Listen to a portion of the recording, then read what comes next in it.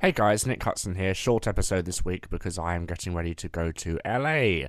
So the episode schedule might be a bit erratic over the next 2 weeks or so.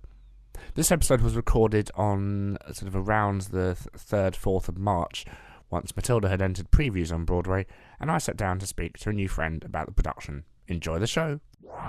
This is Musical Talk. Musical Talk. The UK's independent musical theatre podcast. Musical Talk, the UK independent musical theatre podcast. We always love kind of hearing from new people here on the podcast, and we got something quite special now. We got a friend of ours who is a Londoner, or Englander, a person from England, living now in New York. He's just started at the very prestigious New York University. It's Natalie Walmsley. Hello. Hello, how are you? I'm very well, thank you. She's going to share her opinions on Matilda on Broadway that is, it's just open for previews. Care to share your views on that? Yes, to be honest, it doesn't have the buzz, obviously, that it has in London. It's still, obviously it's still grappling with the confidence that it has back home, which was to be expected. But one thing that really stood out for me as a great positive is that they have really stuck to the true British grit of the play and haven't pandered to a more American audience as of yet, which is wonderful. Mm-hmm. You know, the English accents, surprisingly, took me by surprise, they're quite good. Well, they've had vocal coaches go over, yes. thankfully. Thank and God.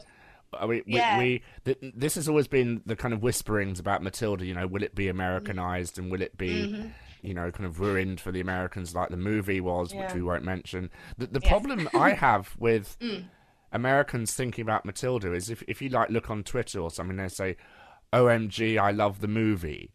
Yeah. So the Americans, as far as they're concerned, it's an American movie. Not many of them are aware it's a British book. And I saw on some page once a comment on the song from the cast recording, why is she singing in a weird accent? Oh, really? Yeah, so... Oh, dear. I mean... Okay. What's your view on the kind of... Because there wasn't much of a buzz in London before the previews, before the reviews came out. And it was when the reviews came out that the tickets became...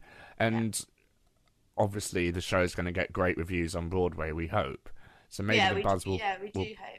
I mean, I completely agree with you. I think there's a lot of buzz around the film that was made back in the 90s, and people rarely look at it as being a Dalian musical. They see it as, oh, Matilda, that film, it's more, you know, and so far. And when I was sat there, actually, they kind of went on this transition from the beginning of the set, you know, sitting down before the play starts, and everyone's going, oh, yes, well, the film was fantastic, and blah, blah, blah. And then by the end of the play, people are going, oh, musical. Yes, of course, in the book. Sorry, yes, by the end of the musical, everyone is going, yes, of course, the book. But people aren't necessarily aware of that fantastic book. But I think that's one thing the musical does so well, is that it brings it back to Dahl in so many ways. But also the issue is the film was full of so many moments of magic for Matilda when she would make things, you know, float around and she pours the cereal with her eyes and all that kind of guff.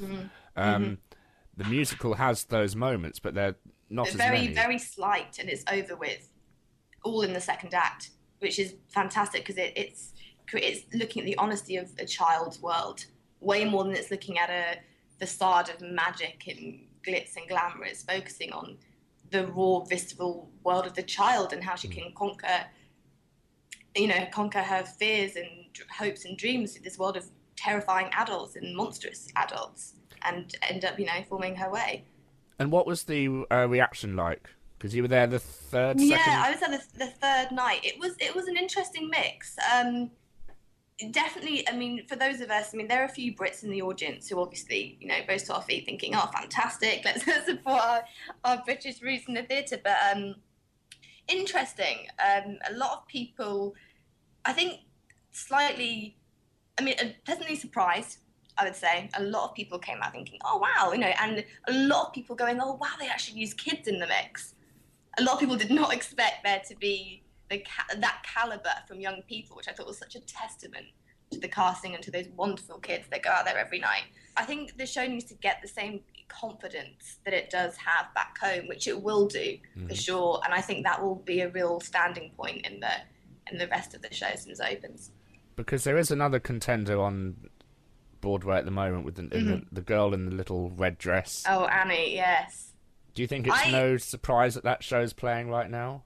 I think it's interesting because I haven't seen Annie yet, but I know a few people who have, and they haven't been overall thrilled with it. Do you, as someone who's been living in New York for a while, do you see they're kind of stuck in the time warp? I definitely agree with you. I think they are. I mean, one thing that we've been talking a lot back home and talking to friends back home is that original musical theatre is really coming up. People are back home. People are really getting into creating original musical theatre that is zeitgeist, that is comedic, that is heartfelt and warming, and is challenging these original conventions. And I think over here, there's people still want to pay a lot of money to go and see a show that's been running for 50 odd years. Go and see a play with Robert De Niro in it. Yes. Not to see the play, but they will pay £190. To see the celebrity factor, yeah.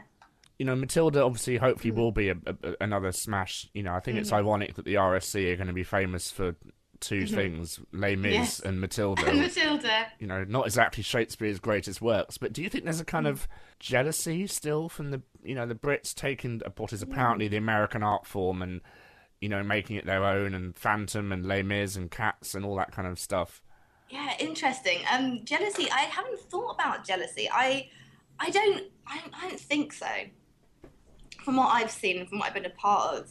I mean, even if there is, it must be very under the surface. It hasn't really bubbled to the top yet. I mean, maybe it will with Matilda. Maybe it will. Well, I'm wondering how many people actually realise the fact that Matilda was a British musical.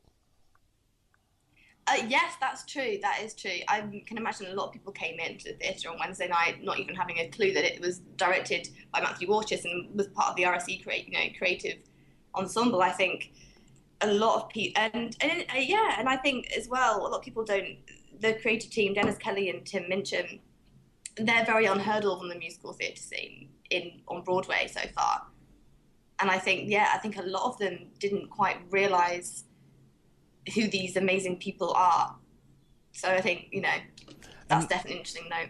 Where did the show get laughs and where did it not get? Because I presume you saw it in London as well. So do you want to sort of compare the reactions? Yes, it was really fun. I did think about this because I think obviously as Brits, we're a lot more, we want to laugh at things a lot more, I think. But there are so many, I just think Kelly's book is so wonderful because there are so many little moments that are so funny. And there are moments where I am sat there crying my eyes out with laughter and everyone around me is staring at me going, why is this girl laughing? This isn't that funny. And so, for example, when we first meet Matilda and her parents, and Mr. Wormwood gets up and he calls her boy, and she's like, "Well, I'm not a boy, I'm a girl," and just completely dismisses it. That for me is a very funny moment. But it took a while because that joke continues through the play, and it took a while for the American audiences. Sorry, I keep on saying play. You're a real theatre student, I can tell. Yeah. So and you can see these moments cropping up when people started to then get the gist of, we can laugh at this. This is a funny thing, and also especially with the darkness that comes with the musical is these dark elements. People at first were afraid to laugh at them, and then by the end of the play, they kind of because Darla's so funny. You're going to pull me up every time. We have to mention how lucky Broadway is to have Bertie Carvel reprising his role as Agatha Trunchbull. Does he go down well? Do they get it? Yes, absolutely. He is a real credit to the show. As is Lauren Ward and all the children that play. But there's something about, I think, because he's crafted this role so well, and from the get-go, because this villain, Miss Trunchbull, it's such a juicy, incredible role to play. And I said this to you before we came on as well. I think he's tapped into something, into this vulnerability of this bitter, twisted, woman. He's really got into this, and she's not just this parody of a transvestitism thing like we see in Cinderella. This is honest and true, and has something wonderful about it. And I think from the moment we see him, people don't even A, think sometimes it's a man, and B, everyone is just in awe of him because he is so fantastic. All the mannerisms, it's just wonderful. And even his first line was it Enter. Well, enter, and then well, Jenny, get on with it. Don't stand there like a wet tissue. I know. It even gets a laugh. It's not inherently funny, but it's just the way he does it. And what's interesting is all the actors who have played him since, they all have a bit of either a bit of Bertie or a bit of whatever, however Matthew Waters directed Bertie to do it. Yeah. So I'm glad it's gone down well because yes, me too. The Americans get a bit confused about drag. They think and the role should never ever be thought of as a drag part. And that's what I mean by saying this parody of transvestism is that drag should never be played up in a horrible facadic way, and it shouldn't be pandered to in this awful kind of it's clearly a man playing a woman. Let's laugh at this. It shouldn't be such an issue. The same way even Hairspray did it with Harvey Firestein and co. It was never treated as a drag role. It just happens to be, for some reason, a man playing a woman. But Tim Minchin reading Matilda, the book, said to himself, well, obviously it's a man. Yeah. And then Dennis Kelly put it better when he said, Miss Trunchbull is neither man nor woman. She's monster.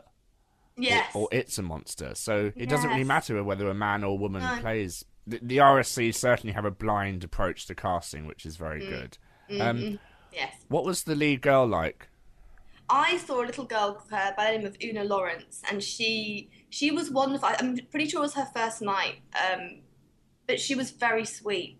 I mean, there were times where obviously, and if I'm being really picky, she did have trouble with the accent occasionally, but that's going to happen. She's 10 years old. In terms it's not acceptable. It's not acceptable. Get her off the stage now. No Tony Award for you. Go away. Yeah. No, she was wonderful. That's the thing is that this casting, they haven't got precocious children on the stage. They haven't got these children who seem to be all singing. I mean, they are all singing, dancing, acting, but they seem to have more of an honesty and a truth to them that really connects with this wonderful musical, the wonderful book as well. They seem to connect with that very well. That's why I think this show has always separated itself from the Annies and even the Olivers. You get the feeling you kind of walked in on this real world when it's not a real world at all. But the children play it it's directed so beautifully, and Dennis's words for the children are so natural. I know. All the kids are weird and they all have quirks, so they're normal. They're not perfect American white teeth and kind of all that. Yes. That they're dirty and they're smelly and they're revolting. I think that's so important and so wonderful that's being shown through musical theatre, because it's like you said, it's one of the only one. It's not being done enough. All these kids are either perfect children or kids who have these awful lives, and these are kids that have many dimensions to them. And again, Minchin's music it really brings out that grit and that Dalian kind of these scrumptiously delicious metaphoric worlds. It's just pandered to so well. Great discussion discussing, cross-cultural boundaries and all that kind of stuff. But thank you, Natalie, for making your first appearance on Musical Talk. Oh, thank you very much for having me. And I'm sure we'll have you on again soon. Yes, definitely. Okay, well, take care. Thank you.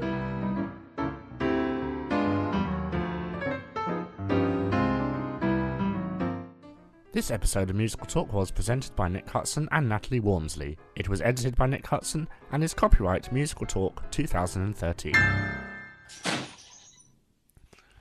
Someone just shot themselves, I think, when I said that. no, it's fine. It's the door. It's just New York. It's just New York. Yes, what happens?